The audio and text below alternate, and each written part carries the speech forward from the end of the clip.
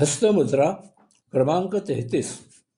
चित्रामध्ये दाखविल्याप्रमाणे तेथे पाहून अंगठ्याचा अग्रभाग तर्जनीच्या मध्यभागी दाबा.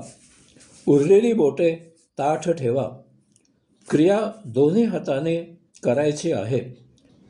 अशा प्रकारे हस्तमुद्रा केलेल्या स्थितीत पुढे करून दाखविल्याप्रमाणे आपल्या शरीरातील 7 चक्रांवर प्रत्येक चक्रावर एक याप्रमाणे महामंत्राचा जप करा.